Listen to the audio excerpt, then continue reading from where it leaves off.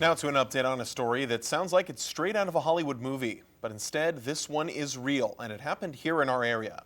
A heavily guarded security truck robbed of jewelry worth millions, and officials are calling it a historic heist. Years later, arrests have been made in the case. We had a lock on here. You got a lock on here, yep. And it's gone. It's considered the largest jewelry heist in U.S. history, and it happened right here in Kern County. In 2022, authorities were called out to a theft from a Brinks security truck while it was stopped at a Flying J rest stop in Lebec. The value of the stolen jewels said to be in the millions. How much of inventory do you guys think you're carrying? $2.5 million in diamonds and jewelry. Nearly 3 years after the historic heist, the Department of Justice announced it's charged several men from Southern California for the crime.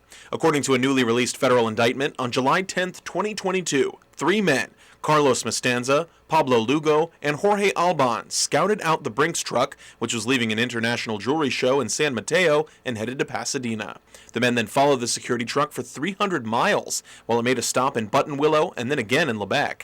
That's where prosecutors say the suspect somehow broke the locks behind the truck and stole 24 bags carrying nearly $100 million of jewelry, much more in value than what was initially said by Brinks security officers. It's a shock. I wouldn't think nothing like that would happen, especially to a Brinks truck, you know, security, guns, all that. Federal officials also say some of the suspects stole over $200,000 of Samsung electronics from a cargo shipment in Ontario in March of 2022.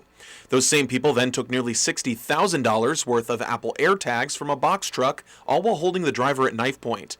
And months later, in May 2022, those men also stole more than $14,000 of Samsung gadgets from another shipment in Fontana. As for the heist in Lebec, authorities say some of that jewelry was recovered during the execution of search warrants on Monday. The suspects face up to 20 years in federal prison for each robbery charge.